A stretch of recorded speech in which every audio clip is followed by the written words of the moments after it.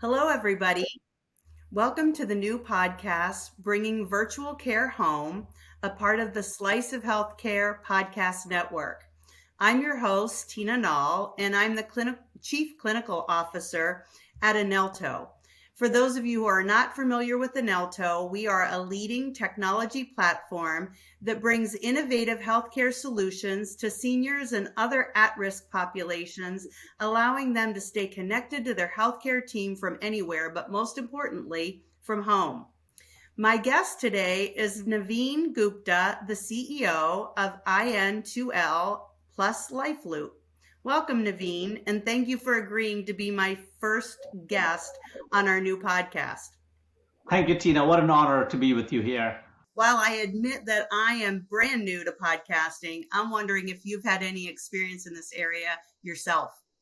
Thank you, Tina. Thank you for having me. What an honor. I've had some experience podcasting several years ago. In my former company, we had a post-acute point of view. That was the name of the podcast. And for many years, I had an opportunity to host several episodes, but also be a guest on that, and also a guest in in other podcasts as well. So I love this format. I love the dialogue, and I firmly believe that it benefits the listeners, whether they are operators, whether they're providers, or they are sort of patients and residents as well.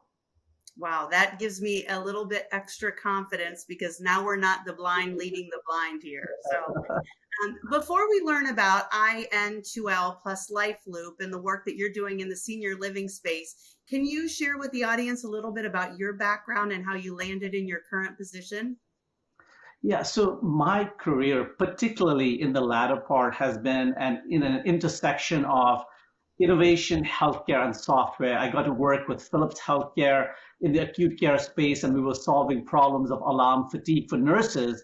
And then subsequently, I transitioned into post-acute care with Matrix Care and ResMed, and we were driving EHR solutions, both clinical and financial solutions for skilled nursing, CCRCs, and the very last part of it was really involved with home health, home care, and hospice care. So I have a background, Tina, in computer science and business, and really developed a passion for senior care over the last many years. And you know the stats better than me, Tina. In 2030, every baby boomer will be 65 or older, and 1 in every 5 U.S. citizen will be at that retirement age. And by 2035, people over 65 will really outnumber sort of the children for the first time in U.S. history, right? So you've got that happening. You also have seniors with multiple chronic conditions, folks that have 6+ chronic conditions are almost responsible for 6 out of 10 ER visits. And within senior care, we know 77% of seniors have 2 or more chronic conditions. So it really developed a passion for seniors, for preventative care. So my life sort of passion is in pursuit of supporting human flourishing. I get really excited about that. I do that in my personal part of my life as well. And so when I got to see the mission of iN2L plus Lifeloop and how they were really focused on improving that aging experience for seniors, I was all in. Wow, that is excellent. I share so many of your sentiments. As a nurse, I started my career in OB and ended my career as a system director for hospice. So I've spanned the life cycle, and I too have a passion for human flourishing. And so, and would love to see that boomer population live with the highest quality of life to the end. So thank you for that. Can you Yeah. now share a little bit about the description of iN2L and Lifeloop and what they contribute to senior living? Yeah, so iN2L and Lifeloop really focused on the senior living space and providing solutions for resident engagement, solutions for family satisfaction, staff efficiency, all in one sort of integrated platform. And through that, we're really focused on the senior and around personalizing care for them, all, social, physical, emotional, cognitive, spiritual, all of these various dimensions. If I step back and say, okay, these digital platforms are really great, what is the outcome? What does it really mean for these operators? And what we've seen, and I'll share some stats in a little bit, there are there's an absolute improvement in the quality of life for seniors. There is social interaction. Their family is much more connected with their loved one because of the enriched communication that we provide. Staffing is a number one issue. Just them feeling more fulfilled, and there's more greater retention because of the digital platforms that's reducing friction that's there. Oftentimes, as you're solving for loneliness that seniors often experience, depression and anxiety, like reducing that, reducing the use of psychotropic drugs, improving cognitive abilities. There's a lot of resident engagement sort of content that we have that drives that, improving therapy outcomes. So all of these are really part and parcel of what we are able to deliver into senior living, IL, memory care, skilled nursing, and CCRC.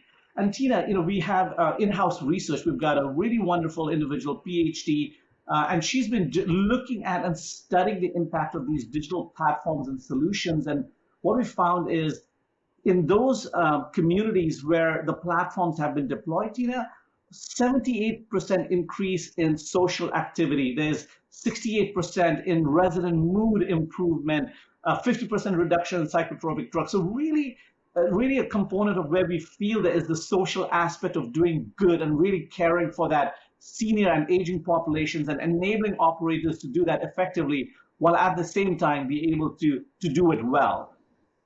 Wow, that's wonderful. And so does your solution extend into private residence? Is the software useful there?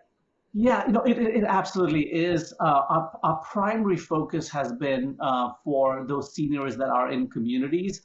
We are piloting with a payer right now so that they're caring for population that is many times the at-risk models involved, as you know, Tina, and being able to care for seniors through them.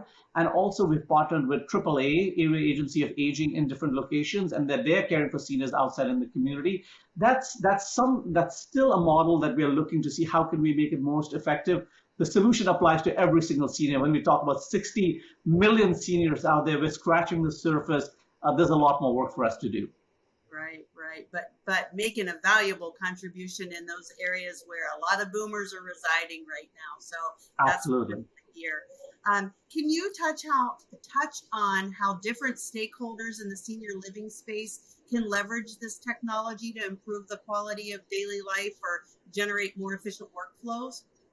Yeah, so if you look at all the stakeholders, Tina, particularly, pandemic, sort of post-pandemic, as we're coming out of it, providers are focused on keeping the community safe, right? Infection control, right? All of that is important. Caregivers and staff are being, they've battled increased pressure and load and anxiety. So you've got, all the staffing related challenges. Residents have faced highest level of isolations during that period. And family members are searching for ways to connect with their loved ones, right? So all of these stakeholders, there are some challenges there. If you look at the clinical staff and sort of the technologies that are beginning to emerge that will help with them, I think you're in the virtual care space, Tina, right? Your organization, and telehealth has been one of the greatest accelerators over the last several years. And finding ways to virtually connect residents to all the various acuities via medical providers using a video, phone, remote patient monitoring devices and solutions. You've also got wearables and clinical sensors, et cetera, personal emergency response systems in play. Marketing, many providers are offering virtual community tours, for example. As the communities were being shut down, people wanted more of those solutions. There are resident engagement solutions, as I've been talking about, that has become increasingly important. Tina, I was talking to a wellness director, about a month, 2 months ago, before I joined iN2L and Lifeloop. I was sort of, I'm in South Florida. I visited certain communities, and she made this statement that stuck with me, so profound. She said, loneliness has killed more people than COVID, right? And I thought, what a powerful expression. So I think technology is emerging from telehealth to smart home technology, the Internet of Things, care coordination platforms. As you know, a lot of breakdown happens in care delivery between discharging from acute into post-acute, right?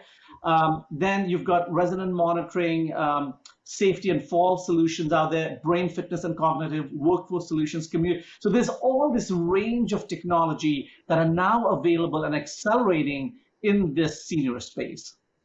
Yeah. Wow. Yeah, and hasn't it been amazing how seniors have adapted to technology as long as it's designed for their literacy in that area? I think of my own mom, who I bought her first iPad when she was 70, and Yeah. put in the birthday card that I apologized for that gift, and because I knew she would hate it, and she has not interacted with it for the last 12 years, every day of her life. And for all the reasons that you said, everything from entertainment to cognitive. So Yeah. Yeah. really, That's a bit, and the acceleration, right? In 2000, 14% of the seniors were using the internet and the technology aspect of it. Now it's 77%. The aging population that's getting to retirement age, they've had a decade and a half of really being immersed in it. Their expectations are very, very different. I was speaking to a chief marketing officer at a senior living facility in Denver about a few weeks ago, and he tells me, in the past, the perception of senior living was you're going on to your last chapter. And he said, no way. Like, the people that are coming in, this is many more chapters in the book to be written. And they want to be engaged. They want to have the tools. They want to have the technology that enables them to live healthy lives, manage their chronic conditions, and be able to essentially, right, have that wonderful aging experience. And what an opportunity for organizations like yours and ours that are in this space and meaningfully making an impact here. yeah, it allows seniors to live a full life again to the end. So Yeah. good for you. Well, so what's next for iN2L and Lifeloop? Yeah, I think you know, uh, the two organizations coming together now has brought the very first enterprise platform that has resident engagement, it has family engagement, it has operational efficiencies, all built together into a single platform. And we're really getting excited about that launch. It's happening at Leading Age. Not sure when this podcast episode is going to be released. And we're so excited about continuing to innovate. A heart of my background is I come from an innovation background.